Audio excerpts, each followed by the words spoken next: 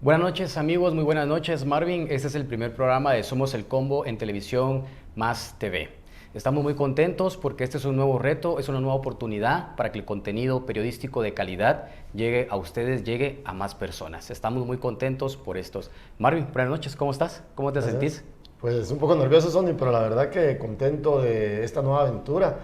Obviamente uno de nuestros objetivos cuando iniciamos con Vox Populi era que nuestros contenidos lleguen a más personas, para que más guatemaltecos se enteren de lo que está pasando en el país con nuestro contenido periodístico. Por supuesto que hay mucho por contar, hay mucho por analizar. Ustedes se van a dar cuenta a lo largo de los programas, a lo largo de las noches de los jueves, de todo lo que les vamos a contar y todo lo que vamos a hablar. Claro, para las personas que tal vez no nos conocen, que no se han enterado sobre nuestro trabajo periodístico, es importante explicarles quién es Marvin del Cid y quién es Sonny Figueroa. Pues bueno, ambos somos periodistas, hemos trabajado por más de 15 años en diferentes medios de comunicación, tanto como radiales, televisivos y también escritos, y hemos publicado diversas investigaciones y trabajos periodísticos que han revelado la corrupción, los abusos de poder y la impunidad que esos empresarios, que esos políticos pretenden generar en Guatemala. Tenemos actualmente un medio de comunicación que espero que ustedes han podido leer en algún momento, que se llama Vox Populi. En este lugar, como mencionábamos, se escribe contenido periodístico de calidad y nuestro eslogan es Investigando al Poder. Marvin, ¿cuándo van a ser transmitido este programa? Bueno, para que ustedes estén pendientes, lo vamos a transmitir todos los jueves a las 19 horas y con repetición los días viernes y domingos a la misma hora, ¿no? ¿A la misma hora? A la misma hora, viernes y domingo, con el objetivo de que ustedes lo vean cómodamente, lo analicen y saquen conclusiones de lo que les vamos a ir contando. Claro, y este programa también no solo va a estar en televisión en Más TV, sino que también va a ser transmitido en nuestras fanpage de Facebook, de nombre Marvin del Cid y Sonny Figueroa. Usted también va a poder encontrar estas entrevistas, estas presentación de reportajes y entre todo también analizando la situación del país. Pero lo más importante, Marvin, y esto creo que vas a tener que responderlo vos, se lo vas a tener que responder a las personas que nos están viendo. ¿Cómo surge el programa? ¿Por qué nos llamamos Somos el Combo? Bueno, esa es una muy buena pregunta porque el nombre del combo surge por allá por agosto del año 2020, precisamente en el año de la pandemia, ¿verdad? Exacto. Cuando la mayoría de colegas periodistas estaban concentrados en reportajes sobre el tema de la emergencia, el tema de los estados de sitio, el tema de la vacuna, incluso de que ya se empezaba a hablar en ese tiempo, aunque no había llegado al país, por supuesto. Pero eso era la información que giraba en los medios de comunicación en ese entonces. Pero resulta que nosotros en Vox Populi y en Artículo 35 en ese tiempo empezamos a publicar reportajes de investigación relacionados a los abusos de poder y a la corrupción que han girado en torno al gobierno del presidente Alejandro Yamatei. Y los primeros meses del año 2020, pues todos los guatemaltecos estaban con el miedo, con la incertidumbre de lo que nos estaba generando la pandemia. Recordemos que habían toques de queda, estábamos encerrados en nuestras casas, no podíamos salir en ciertas horas, ¿verdad? Pero resulta que, producto de ello, nosotros empezamos a publicar reportajes en torno al círculo más cercano del presidente Alejandro Yamatei. Me recuerdo que uno de los primeros reportajes fue sobre los asesores de Alejandro Yamatei en campaña. Yo había publicado algunas cosas, pero resulta que en Vox Populi, en Artículo 35, publicamos un reportaje que hablaba de un personaje que se llama Paul Andria, que es uno de los principales asesores en materia de comunicación del presidente Alejandro Yamatei y Kif Nava. Paul Andria, panameño, y Kif Nava, de origen mexicano. Pues pasaron esos meses, publicamos también algunas anomalías en la venta de mascarillas en el Ministerio de Salud y llega agosto del año 2020. Y en una conferencia en el Campo de Marte, en la zona 5, aquí en la ciudad de Guatemala, resulta que el presidente Alejandro Yamatei da una conferencia de prensa. Fue la última vez que nosotros tuvimos contacto con el presidente Alejandro Yamatei para preguntarle. 2 años. 2 años ha pasado. Es decir, el presidente no da conferencia de prensa a medios críticos desde hace 2 años. Imagínense ustedes. Pues ahí nos pasaron el micrófono a nosotros dos y el presidente, el primero que pregunta es Sony. Le pregunta sobre el tema de las mascarillas, creo que fue. Sobre los asesores de campaña. Sobre los asesores de campaña que yo les hablaba. Y le hace la pregunta a Sony y todo. Y la persona de comunicación social me presenta a mí y le dice, señor presidente, pregunta el periodista Marvin del CID de Artículo 35. El presidente con estas palabras, casi que textuales, dice, buenas noches Marvin, buenas noches presidente, le contesto yo. Ah, sí, ahí está el combo, dice. Exacto, exacto. Y de ahí, a raíz de eso es que surge el combo. Sí, entonces vamos a ver, cámara, voy a poner ese video en donde ustedes van a ver cómo fue que el 14 de agosto de 2020, en esa conferencia de prensa, Alejandro Yamatei nos puso ese apodo, que según las fuentes que hemos tenido nosotros es como la seguridad presidencial y el círculo cercano del presidente se refiere a nosotros dos, como el combo, y por eso es que nace el programa. Cámara. De votos, que fue con lo que ganamos las elecciones, no con el dinero. Yo lo invito, señor Figueroa, a que haga todas sus investigaciones, pero que sea serio. La última pregunta, señor presidente, Marvin del CID de Artículo 35. Ah, sí, ahí viene el combo. Mucho gusto, Marvin. Presidente, mucho gusto saludarle. Bueno, entonces, ¿qué pensás de eso, Marvin? O sea, al final yo creo que el presidente nos hizo un favor, porque creo que nos subió el perfil, nos hizo más famosos, porque ahora toda la gente en redes sociales, en la calle, nos dice, ¿qué tal combo?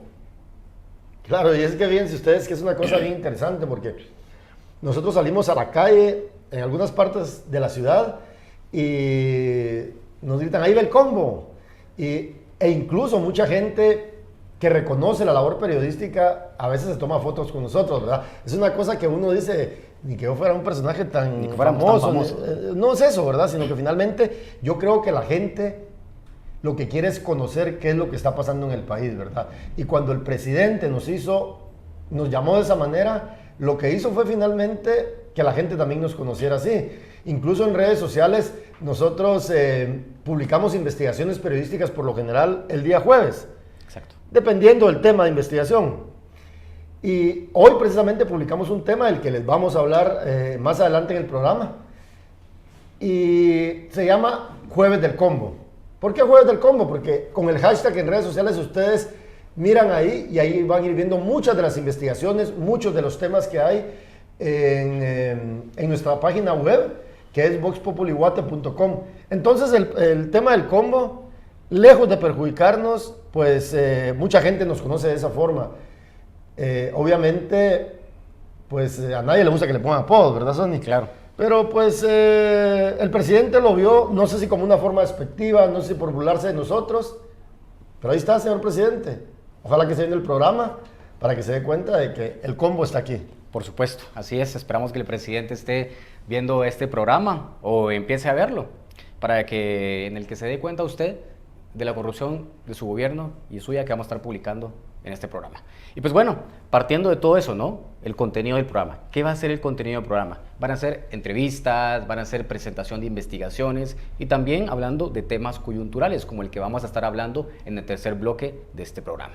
Pues bueno, como lo mencionaba a un inicio, Marvin tiene una trayectoria de más de 15 años de trabajar en los medios de comunicación. Yo tengo 10 años de trabajar en medios de comunicación y en 2020 decidimos unir esfuerzos para hacer periodismo de investigación en Guatemala, porque es lo que necesita, que tanto necesita el país. En estos 2 años hemos publicado investigaciones sobre la corrupción del presidente Alejandro Yamatei, su mano derecha, Miguel Martínez, así como su círculo más cercano de ministros, diputados y secretarios de la presidencia. Pero hay una investigación que vale la pena. La finca del presidente Alejandro Yamatei y una mansión que se construyó en Zacatepeques. Creo que nos puedes dar más datos al respecto, Marvin, de eso. Bueno, sí, yo creo que ese es uno de los temas más relevantes que hemos publicado en los últimos meses. Este se publica en noviembre del 2020, si no estoy mal. Exacto. En pleno año de la pandemia también. ¿Y qué hacemos nosotros con este reportaje? Para que ustedes se ubiquen, Santa María de Jesús es un municipio del departamento de Zacatepeques que se ubica en las faldas del volcán de Agua, en la parte que va saliendo hacia la costa, una carretera que sale hacia Palín Escuintla. Pues resulta que en ese lugar es muy conocido por las fincas de café y la siembra de aguacate. Pues alguien en algún momento nos dijo de que el presidente estaba frecuentando mucho lugar que el presidente Alejandro Yamatei y Miguel Martínez, la persona más cercana con él, frecuentaban mucho esa parte del país, y empezamos a indagar, haciendo entrevistas, buscando a las personas que vivían en el sector, y el trabajo de reporteo nos dio muchos indicios de que en efecto el presidente llegaba a ese lugar muy seguido. Pero ¿quién llegaba más? Miguel Martínez. Incluso hay una anécdota ahí que la platicamos en muchas ocasiones, es que los trabajadores de la finca decían de que Miguel Martínez, el ex jefe del centro de gobierno, en ese entonces todavía jefe del centro de gobierno. Era jefe del centro de gobierno, exacto. Resulta que los trabajadores lo conocían como el nieto del presidente. Pues así lo presentaban. O sea, Obviamente por la diferencia de edad, ¿verdad? Exacto. Y bueno, así lo presentaban para... Exactamente. Entonces, nosotros lo que hicimos fue hacer un trabajo de más o menos 3 o 4 meses, no, un poco más, casi 6 meses, yendo a tomar fotografías, documentando, entrevistando. Es un trabajo periodístico que a mí me gusta mucho, y a vos también te gusta, Sonia, y a la gente. ¿Por qué? Porque es un trabajo que se demuestra con documentos, con entrevistas, con fotografías, incluso porque ingresamos a la finca cuando se estaba construyendo la mansión que hay en ese lugar, una finca de $3 millones aproximadamente. Y que la mansión que se está construyendo adentro costó otro $1 millón. Otro o sea, $4 millones. Exactamente. Pero ¿qué es lo relevante con esta investigación? El presidente Alejandro Yamatei, antes de llegar al poder, era una persona con serios problemas económicos. Pero resulta que se compra una finca de esta cantidad, ¿verdad? Eso es lo que nos llama la atención. Claro. Pues esa investigación periodística es una de las más leídas en voxpopulyguate.com. Es parte del material que ustedes pueden leer ahí en nuestra página web, y es parte de lo que les vamos a hablar en los diferentes programas, las investigaciones que hemos ido haciendo y todo. Pero esa investigación periodística, además, fue finalista el año pasado como una de las 10 mejores investigaciones en los premios latinoamericanos de periodismo de investigación del Colpin 2021, que se realizó en Uruguay, y ahí se presentó esa investigación también. Esa es una de las investigaciones que hemos hecho y que es parte del trabajo de investigación periodística que realizamos como el Combo. Claro. Y es que también en el transcurso de estos 2 años que unimos esfuerzos para hacer investigaciones, hemos contado cómo la familia de Miguel Martínez, el ex jefe del centro de gobierno, pasó de vivir en una casa, ¿verdad? Humilde, una casa modesta, en Santa Lucía, Cotzumalguapa, Escuintla, a tener una casa valorada en 1.3 millones de quetzales en Jocotenango, Zacatepec, que es uno de los residenciales más exclusivos del sector. No, y aparte de eso, recordemos que el tema es que está cerca del antiguo Guatemala. Para quienes nos están viendo, obviamente saben que las propiedades en Antiguo Guatemala o cerca del Antiguo Guatemala son bastante caras, ¿verdad? Por supuesto. Exacto. Entonces, como les mencionábamos, es parte del trabajo periodístico, que hemos hecho en estos últimos 2 años, ¿no? Revelando la corrupción, porque eso es lo importante, ¿no? Por eso nos estamos presentando con ustedes, para que sepan cuál es el contenido periodístico que hemos hecho nosotros en el transcurso de estos últimos años. Pero no solo investigamos a políticos, Marvin, sino que también revelamos actos anómalos que involucran a empresarios. Y es que en 2021 y en 2022, ¿te recordás, Marvin, que presentamos investigaciones sobre la contaminación, deforestación y el crecimiento descontrolado de la palma de aceite en el país? Y que el grupo Jame, ¿verdad?, es la principal industria. Pero también una nota muy importante y que mucha gente decía que era un secreto a voces, pero que jamás se había publicado de nada al respecto. Y es la corrupción de la familia Egenberger alrededor de la Teletón, un evento que recauda fondos para personas con discapacidad, y ellos se quedaban con el dinero, se quedaban con los recursos, y a costa de los guatemaltecos que donaban de buena fe, ellos se hacían millonarios. Claro, y es que ese tema del que habla Sony, el tema de la Teletón, es un tema que ustedes pueden leer, 3 entregas, creo que tienes entregas. 4 entregas, lo pueden leer en voxpopulyguate.com. Es un tema muy relevante. Aquí, pues, obviamente se nos señaló también, como en muchas otras ocasiones, de querer afectar a la Teletón, pero el objetivo no es ese. Nosotros hacemos periodismo, informamos, documentamos, presentamos evidencia. Obviamente eso incomoda, ¿verdad? Pero es parte de la labor periodística como periodista de investigación.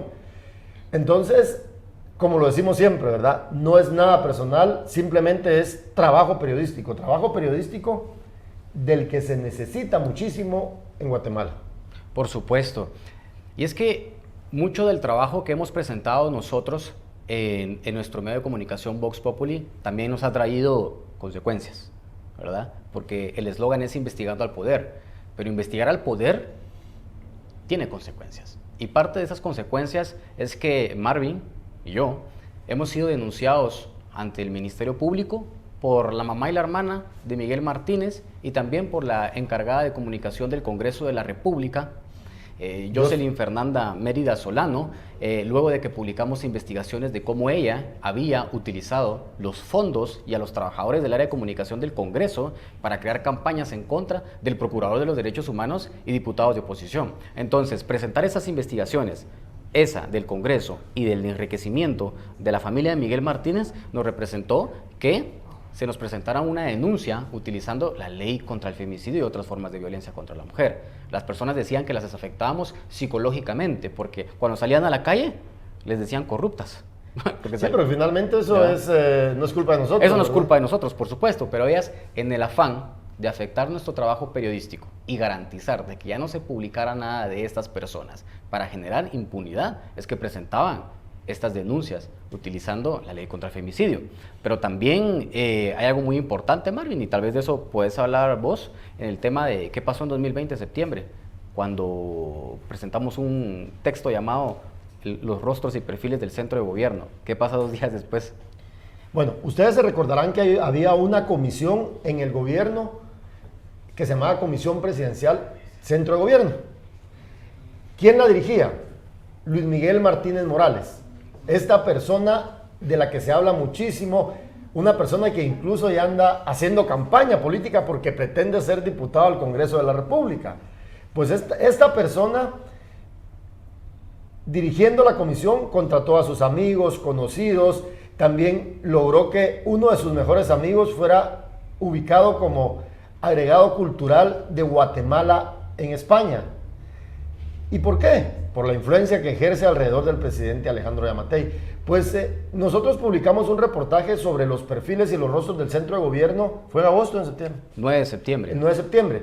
2 días después, Sonny Figueroa es capturado frente al Palacio Nacional de la Cultura por agentes de la Policía Nacional Civil con el apoyo de elementos de la Secretaría de Asuntos Administrativos y de Seguridad SAAS, la SAAS, la que es la que coordina la seguridad del presidente y su familia, así como expresidentes y exvicepresidentes, y el ejército de Guatemala. Pero resulta que a Sonny lo capturan porque lo asaltan minutos antes. Él llega a pedir ayuda al palacio y lejos de ayudarle lo que hacen es empezarlo a ofender, empezarlo a provocar. Incluso aparece en escena una persona particular que agrede a Sonny y que todavía está libre, ¿verdad? Porque el Ministerio Público ha sido incapaz de ejecutar esa captura, de investigar a esa persona. Y Sonny es capturado y llevado a torre de tribunales donde permanece detenido durante 24 horas. Pues obviamente logramos que salga. Ese caso ahorita está por ir a debate. Se captura a 2 agentes de la Policía Nacional Civil que finalmente fueron los responsables. Por supuesto, y la verdad que también el Ministerio Público ha dejado mucho que desear en este caso. Todavía seguimos buscando justicia, ¿verdad, Marvin?, alrededor de esto. Y pues bueno, entonces vamos a finalizar con el primer corte. Vamos a hacer el primer corte y luego vamos a traer una sorpresa. Vamos a presentarles un texto que elaboramos hace un año y que está de aniversario. Vamos a corte.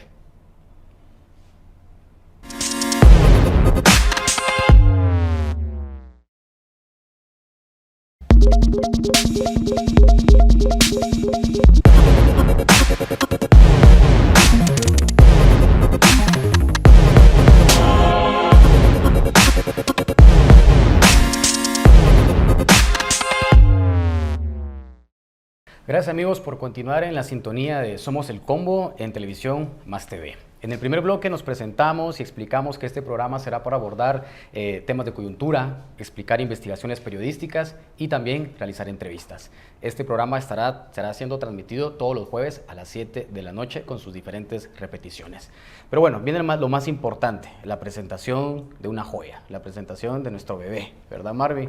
Nuestro libro titulado Yo no quiero ser reconocido como un hijo de puta más, que revela la corrupción del presidente Alejandro Yamatei y su círculo cercano, Miguel Martínez, sus ministros de Estado, así como algunos diputados y también secretarios de la presidencia. Este título de libro ha llamado mucho la atención, llamó mucho la atención, pero tiene una historia. Y yo creo que esa historia, el más adecuado para contar la historia de ese libro es Marvin. Así que Marvin, contanos cómo surgió la idea, que la idea era tuya. No, hombre, es una idea de ambos, ¿verdad, Sony?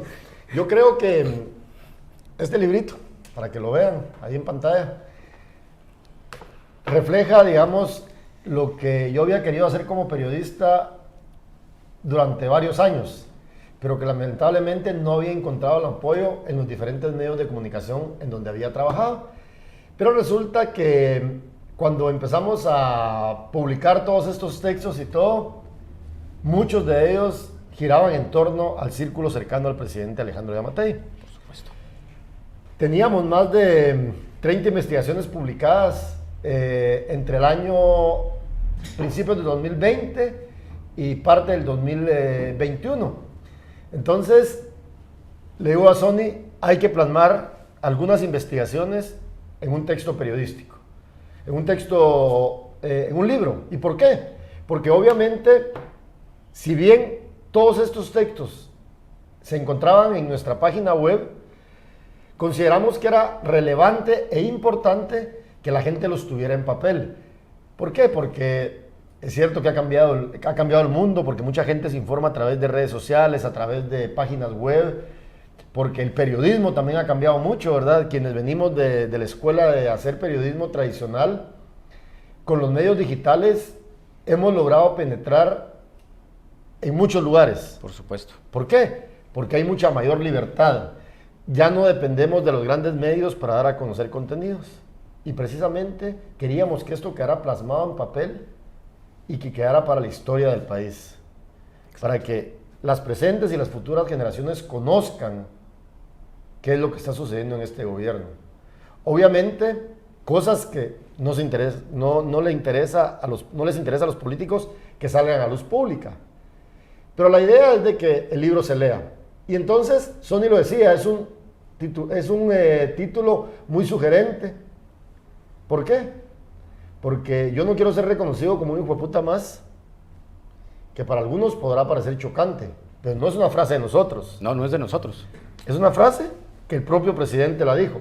Y aquí yo les leo un pedacito pequeño, dice: en plena campaña electoral, el entonces candidato Alejandro Yamatei dijo el 12 de julio de 2019 en un mitin político en el departamento de Chiquimula, al oriente del país, Claro. que en su gobierno no se darían actos de corrupción, abusos de poder e impunidad, ya que no quería ser reconocido como un hijo de puta más. Pero para que ustedes lo vean en la propia voz del entonces candidato Alejandro Yamatei, les presentamos el siguiente video. Perder votos, pero es la verdad. Yo no quiero ser reconocido como un hijo de puta más, en la historia de este país. Como un hijo de puta en la historia de este país. Porque de esos estamos cansados. De esos que han llegado y nos han engañado. De esos que han desmerecido la palabra político. Hoy político significa cualquier cosa. Ladrón, mentiroso, corrupto, pajero, transero, traidor, coche, maldito, desgraciado y de su madre. De verdad que qué frases las del presidente, ¿no? Interesante todo lo que dice. Yo creo que el presidente dijo que no quería ser reconocido así, y creo que así es como lo va a reconocer la gente, ¿verdad? Porque qué frase la que decía.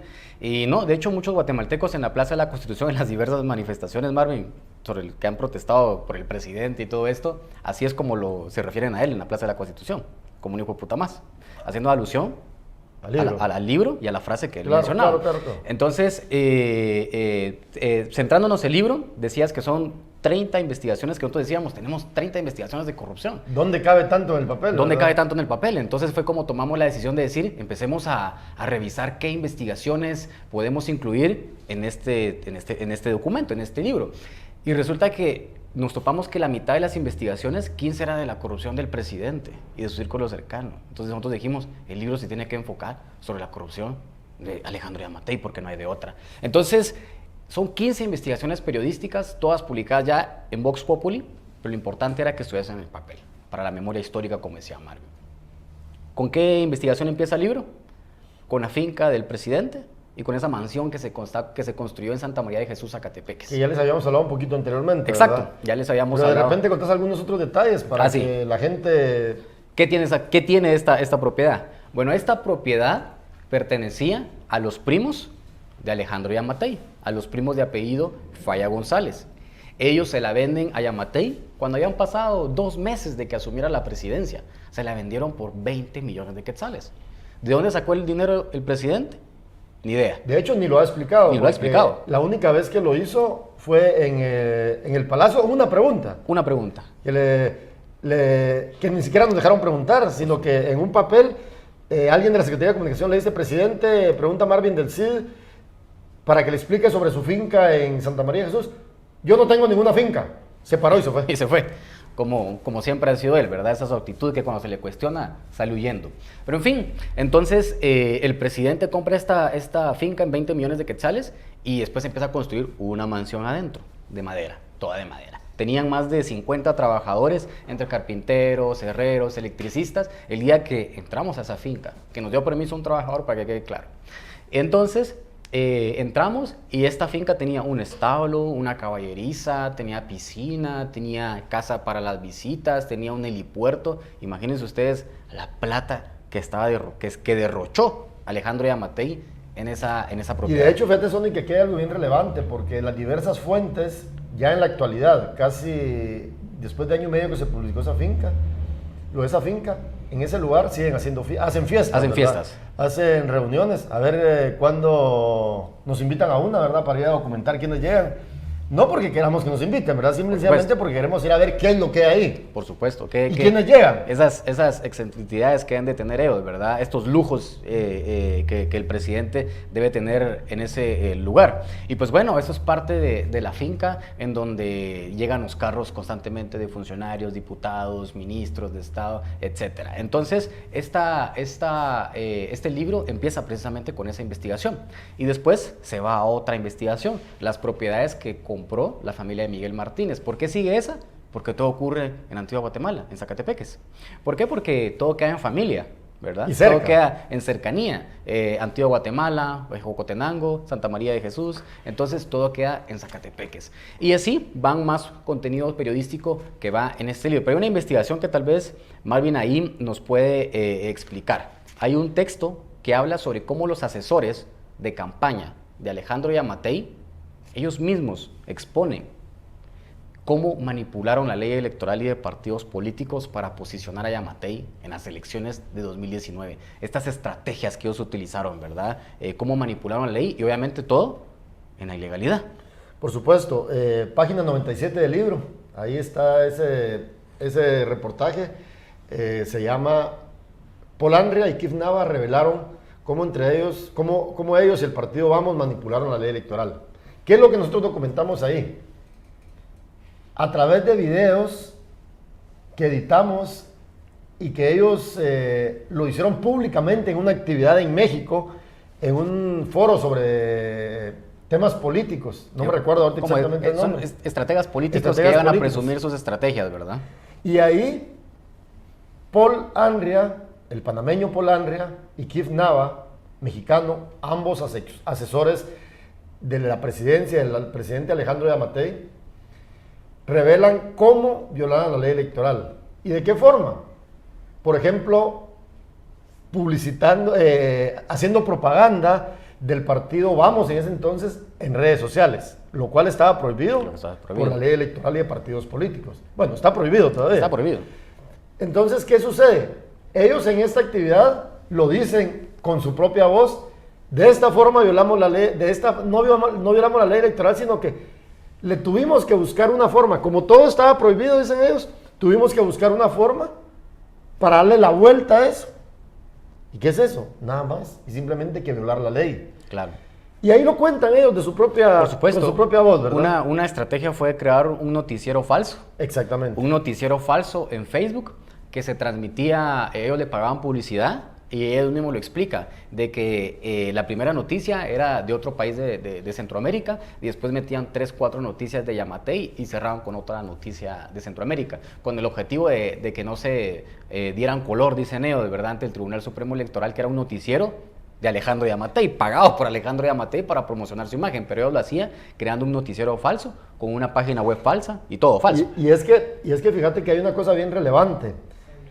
Obviamente en el libro pues está todo el texto muy bien contado, bien hilvanado, pero si ustedes ingresan a la página web de voxpopulyguate.com, ahí están los videos. Exacto. En los videos pueden ver parte de lo que les estamos contando. Aquí en el libro, pues hay información valiosísima e importante. Pero ese tema, digamos, ha sido muy relevante porque se descubrió y se desnudó lo que muchos querían que no se conociera. Por supuesto. A pesar que todo eso estaba en redes sociales, ¿verdad? Solamente había que buscarlo y darle forma a toda esta maraña de cuestiones políticas y todo. Y recuérdense que estamos a menos de un año de que se convoque a elecciones generales. De hecho, 5 meses, porque 5 estamos meses, en de hecho, agosto sí. Y en enero Entonces, convocan elecciones. vamos a estar atentos, Sony. Vamos a estar atentos, pero no vamos el partido, ¿va? Vamos a estar atentos por eso. El libro cierra con algo muy importante. Durante 14 investigaciones periodísticas explicamos toda la corrupción de Yamatei y su círculo cercano. Y la última investigación es sobre una comisión que en teoría debería investigar y denunciar esta corrupción. Se trata de la Comisión Presidencial contra la Corrupción que creó Alejandro Yamatei. Él decía que iba a tener el mismo trabajo y que iba a presentar investigaciones y que iba a presentar denuncias y que esta comisión presidencial iba a luchar contra la corrupción desde la presidencia. Pero hace todo lo contrario. Sí, de hecho, esta comisión es dirigida por Óscar Miguel Dávila Mexicanos, que incluso fue candidato, aspiró a ser fiscal general. Exacto. Hace poco. Hace poco. Ojalá que el señor Óscar Dávila acepte una entrevista más adelante en este programa. ¿Por qué? Para que nos venga a explicar cuál es el trabajo que realiza la Comisión Presidencial contra la Corrupción. Porque lo que yo más veo es que esa comisión para lo que sirve es para pagarle onerosos salarios a muchísima gente, ¿verdad? Por supuesto. Y que está documentado aquí en el libro. Porque es que yo creo que los guatemaltecos deberíamos de acostumbrarnos a conocer los rostros y los nombres de los funcionarios públicos, porque pareciera ser que quien ejerce un cargo público no quiere rendir cuentas en este país. Por supuesto. ¿Y por qué no quiere rendir cuentas? Porque precisamente no le gusta que lo fiscalicen.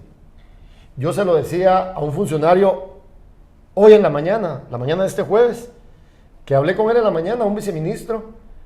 Mire, viceministro, el viceministro de Salud, que de eso les vamos a hablar en un momento. Viceministro, usted tiene que cuidar el dinero público. Primero, porque es dinero sagrado, es el dinero de todos los guatemaltecos. Por supuesto. Entonces, eso es lo que debería hacer la Comisión Presidencial contra la Corrupción. Investigar. Bueno, pues aquí hay muchos casos que la Comisión debería investigar. De pero entrada, no lo hace, ¿verdad? de entrada debería de investigar esos 14 textos que van ahí. De hecho, Ah. yo entrevisté a Óscar Dávila en el Palacio hace algunos meses, pero lamentablemente solo pude hablar con él durante como 4 minutos porque las personas de comunicación se lo llevaron, ¿verdad? Cuando se le empezaba a cuestionar. Entonces, Pero de hecho ahí le preguntaste sobre la finca del presidente y te dijo que no investigaba porque no había nada anómalo, no había nada ilegal y no estaba investigando la compra de la finca del y presidente. es que fíjense que hay otro dato relevante también, que yo no sé si lo contamos en este libro, no me recuerdo, pero la Fiscalía de Delitos contra la Corrupción empezó a investigar el tema de la finca, Sí, ¿recordate? va dentro del texto. Va dentro del texto. Ajá. Y resulta que el fiscal que estaba investigando, Que era Estuardo Campos. Ricardo Campos, lo destituyeron, ¿verdad ustedes? Entonces, Exacto. ese tema se quedó ahí archivado, guardado y tampoco se investigó. Como ¿verdad? parte de lo que ha hecho la fiscal general Consuelo Porras, que es lo que vamos a estar hablando en el tercer bloque. Y pues bueno, este es el libro. Yo no quiero ser reconocido como un hijo de puta más, que si lo puede comprar, claro, lo puede comprar. Entonces, lo tenemos a la venta. 100 quetzales es el precio del libro. Usted lo puede comprar en el número telefónico, puede escribir al WhatsApp 3646-6970. Usted ahí lo puede encontrar, puede escribirnos y nosotros personalmente le vamos a responder y le vamos a explicar la metodología para que usted pueda adquirir este libro. Yo no quiero ser reconocido como un hijo de puta más, que lo enviamos a todo el país. 100 quetzales el costo del libro y usted asume el costo del envío. De hecho, el libro también está para quien nos mire en Estados Unidos, lo enviamos a los 50 estados de Estados Unidos. Únicamente lo que tienen que hacer es escribirnos al número de WhatsApp, y tenemos libros también en Estados Unidos y nosotros lo enviamos por el correo nacional para que les lleguen desde que hacen su pedido entre 3 y 5 días. Por supuesto, y es que la publicación del libro, tal vez la gente pensará que, bueno, generó ruido, y después de la publicación de ese texto, tuvimos que irnos del país. Claro, por las amenazas de muerte, por las constantes amenazas de muerte. Que eso no vamos a hablar mucho ahora, pero es otra parte de la historia, ¿verdad? Que ha girado en torno a lo que hacemos, porque obviamente hay algunas cosas que incomodan, pero como lo decimos siempre con Sonny Figueroa, no hay nada personal contra nadie. Lo que hacemos es hacer periodismo de investigación. Por supuesto. Así que si a usted le gusta el periodismo de investigación, si usted quiere conocer la corrupción que ocurre en el país, compre este libro para apoyar el periodismo de investigación en Guatemala. Y pues bueno, como lo mencionaba, las personas si lo quieren comprar pueden hacerlo a través del número de WhatsApp, y pues esto es Yo no quiero ser reconocido como un hijo de puta más. Entonces vamos a ir a un corte y luego regresamos para hablar con más información.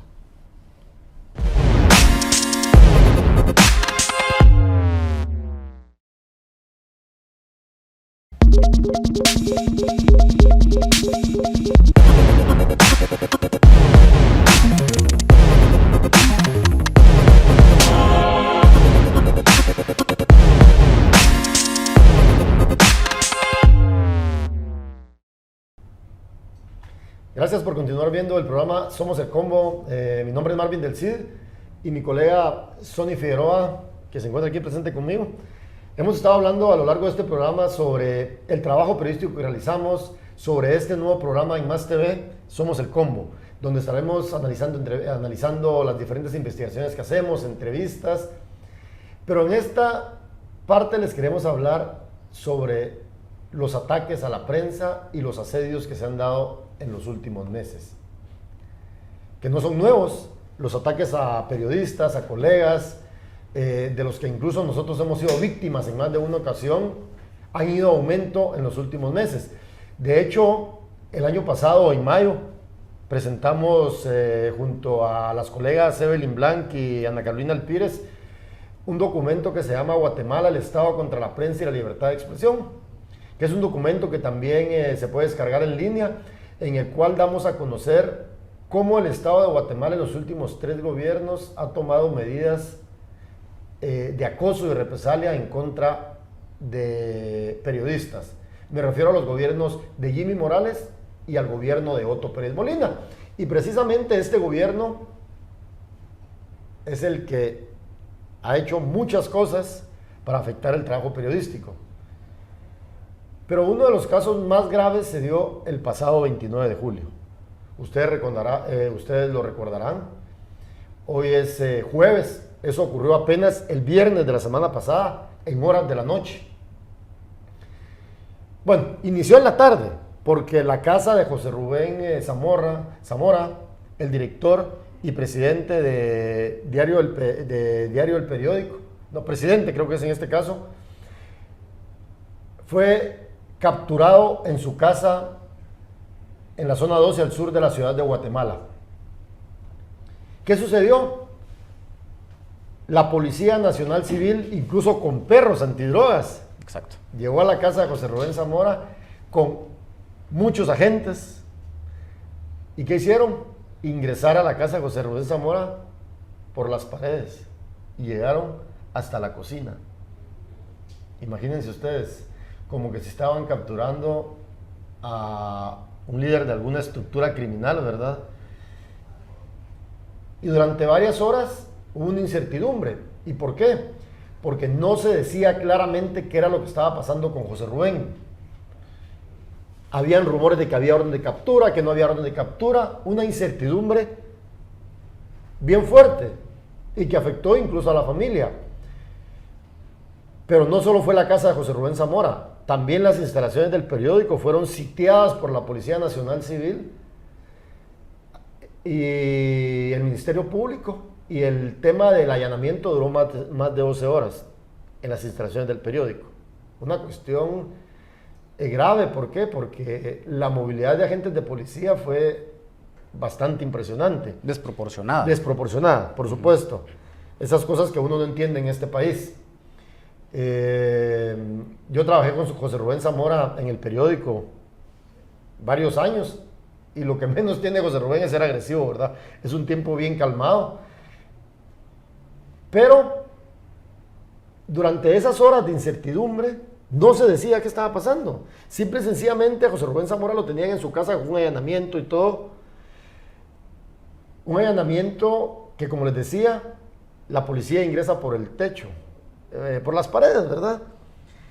Y él fue notificado de su detención en horas de la tarde.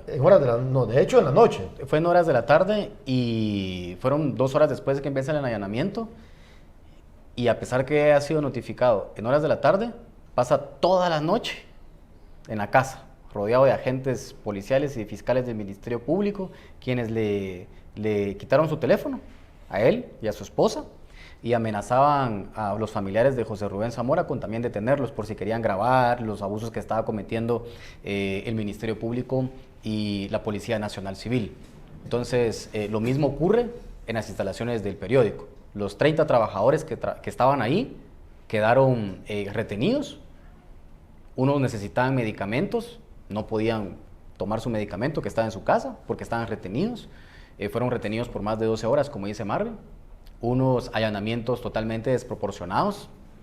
Y más adelante, y en ese momento solo se hablaba de que era un caso de lavado de dinero y que estaba bajo reserva, la clásica del Ministerio Público. Sí, yo con esas cuestiones de la reserva tengo mis dudas, ¿verdad? Porque bajo ese tema de la reserva se cometen muchísimos abusos, ¿verdad? Por supuesto. Entonces el caso pasó bajo reserva. José Rubén Zamora pasó el fin de semana, ¿verdad? Pasó el fin de semana, fue trasladado a Torre de Tribunales y después es trasladado a la cárcel Mariscal Zavala, donde pasa el fin de semana, esperando que en el transcurso de la semana se dé la audiencia de primera declaración.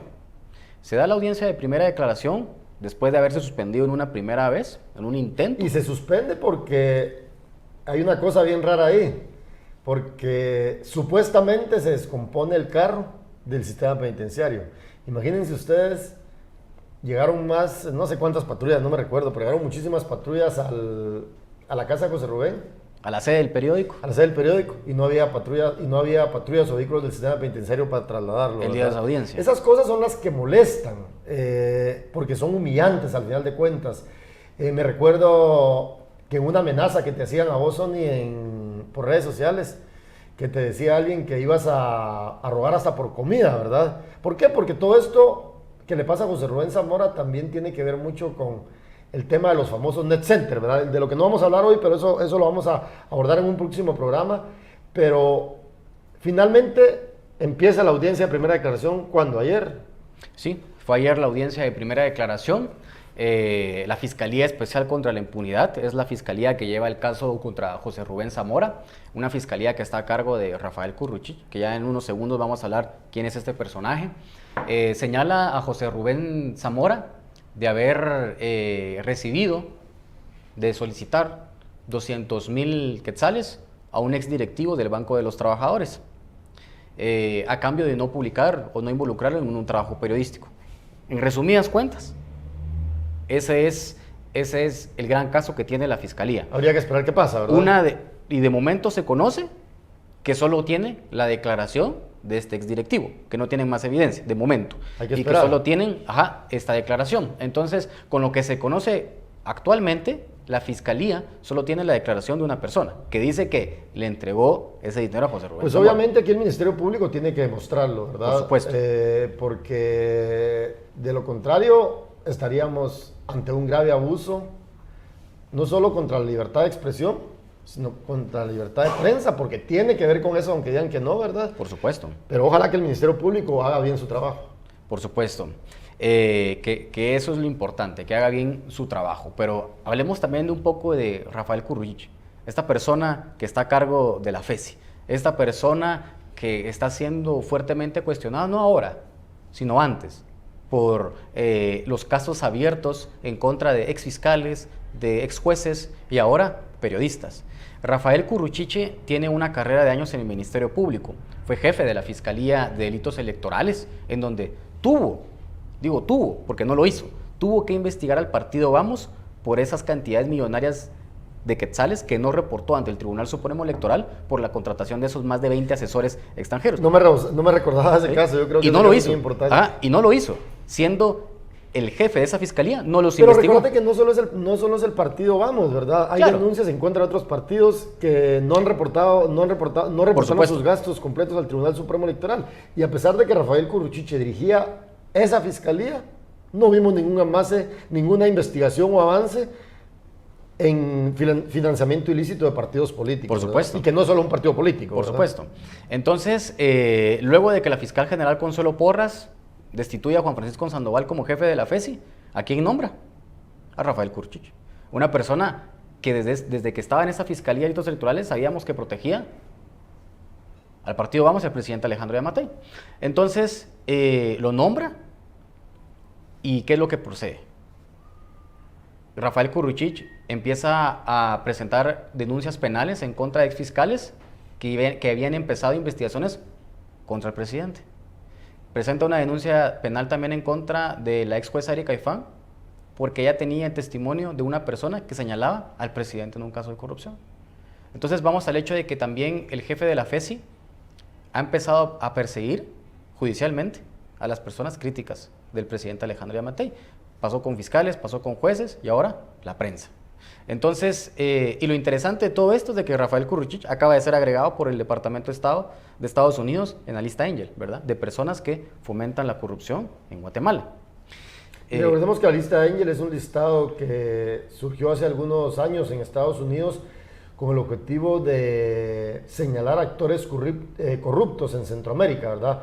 La lista Angel no solo para Guatemala, también es para el resto de países centroamericanos.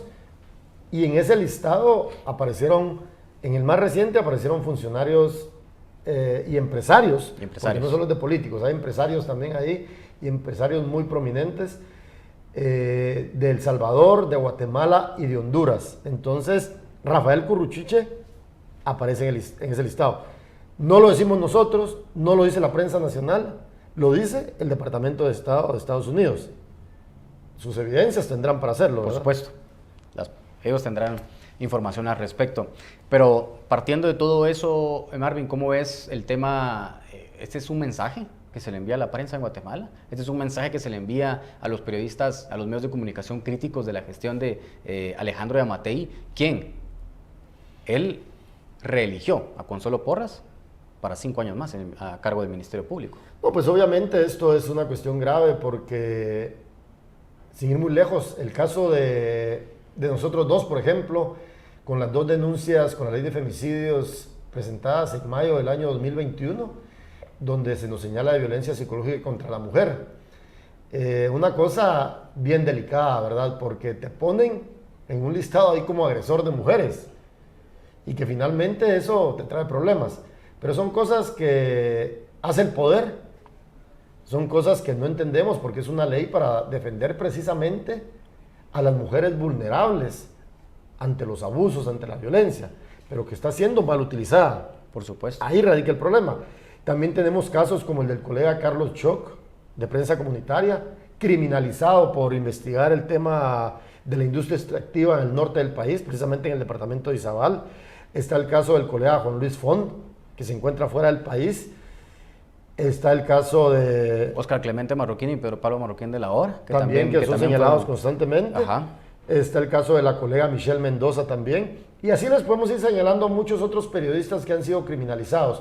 ¿Cuáles son los principales problemas que estamos enfrentando con periodistas? Amenazas, difamaciones, calumnias y criminalización. ¿Y esta forma de criminalización cuál es? Envolverlo a uno en procesos penales largos, cansados y costosos. ¿Y qué lo que pretende es acallarnos? Lo que pretende es que no sigamos investigando la corrupción. Pues obviamente nosotros no somos superiores a la ley, como lo hemos dicho siempre, pero es que se inventan unos casos, se inventan unas cuestiones para denunciarnos, para perseguirnos como periodistas, que parecen sacadas de una película de ciencia ficción, parecen sacadas de una película Claro. de ciencia ficción, pero que finalmente, como decimos con los colegas, no nos callarán. Pero el tema, digamos, ha sido muy grave. Se ha ido, digamos, ha subido de tono en los últimos años. Por supuesto.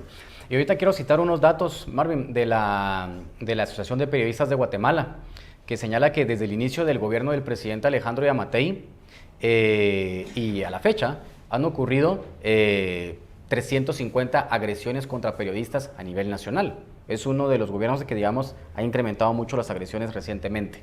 El informe detalla que este año van 66 casos de agresiones contra periodistas. En el año 2020 hubo 149 y en el 2021 135 agresiones, para hacer un total de 350 agresiones contra periodistas. Y aquí, cuando me refiero a agresiones, tampoco son solo agresiones físicas, ¿no? Sino que también son agresiones en donde afectan tu trabajo periodístico, como presentando denuncias penales, como obstaculizando tu labor periodística, no dejarte ingresar a las conferencias de prensa, a las instituciones. Entonces, esto es parte de lo que está ocurriendo en el país. Y solo para mencionar esto, porque vamos con un tema muy importante. Este informe que presentó la APG habla de las agresiones, pero también hay que hacer énfasis en otros tipos de ataques que se planifican desde el Estado, como los ataques en redes sociales, ¿verdad, Mario? Ya lo mencionabas hace un rato, ¿verdad? Que atacan a los medios independientes y a los periodistas críticos, las denuncias y procesos penales en contra periodistas con el objetivo de callarnos. Pero esto lo estamos diciendo. Estos ataques sin duda continuarán y nosotros también seguiremos investigando al poder en Guatemala. Pero bueno, ya para finalizar, para ir finalizando, exacto, vamos con la investigación del día. La investigación del día habla puntualmente, específicamente, sobre algunas irregularidades que ocurrieron en este gobierno. En esta investigación está involucrado el viceministro de Hospitales, Gerardo Hernández, y que, siendo funcionario, fue contratista del Estado. Pero para eso nos lo cuenta Marvin. Marvin.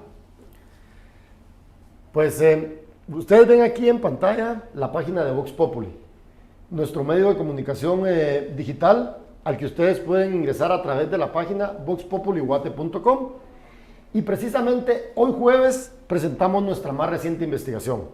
Nuestra más reciente investigación, que se titula Viceministro de Salud se aprovecha de la pandemia para venderle al Estado. Y les cuento un poquito de qué se trata. Básicamente lo que hacemos en esta investigación, por acá aparece el actual viceministro Gerardo Hernández, el viceministro de Salud, el ministro de Salud. Adicionalmente a ello, les quiero contar algunos detalles de esta nota, para que ustedes vean por acá. La empresa que utilizó el viceministro es Saporfam. Ustedes lo ven aquí en el círculo rojo. Esta empresa es una empresa que fundó el viceministro hace algunos años y que ha sido contratista del Estado. Pero ¿qué es lo grave en esto? Que el propio viceministro de Salud en ese tiempo, director del Hospital de Antigua Guatemala, hizo estos contratos con algunas municipalidades de Quetzaltenango. Y vean estos otros datos. Aquí en la nota aparecen datos muy relevantes que ustedes pueden leer en voxpopuliguate.com. Y algo bien interesante aquí que nosotros lo platicábamos es que cuando se le llama al ministro, me dice, Marvin me deja frío con lo que me dice. ¿Por qué? Porque él reconoce que en efecto él hizo esas ventas, ¿verdad? Por lo menos lo hace, no como pasa con otros funcionarios que se les llama y nunca responden. Entonces seguimos acá. Aquí está el viceministro junto a su actual pareja. Al viceministro lo entrevistamos. Ustedes pueden leer ahí también la entrevista en voxpopuliguate.com.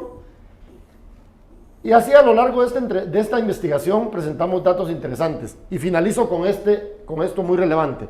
Nosotros en Vox Populi estamos presentando en la actualidad una serie de investigaciones que se llaman el poder de las farmacéuticas. Cómo las farmacéuticas en Guatemala financian partidos políticos, pero por ello obtienen contratos millonarios. Y aparece una empresa acá, que es La Bótica. ¿De quién es La Bótica? De Francisco Valdés Páez y de Jairo Ponce, alias Cuto, ambos financistas de la campaña electoral del presidente Alejandro Yamatei. Esa es parte de lo que pueden leer en Vox Populi. Nuestra investigación, voy a ponérselos aquí en pantalla nuevamente el titular para que ustedes vean y reconozcan al viceministro de Salud que le ha vendido al Estado a pesar de ser funcionario público. Pues esto va a ser parte del programa del Combo que vamos a estar presentando cada jueves. Les agradecemos por su sintonía, muchas gracias y esperamos vernos la próxima semana.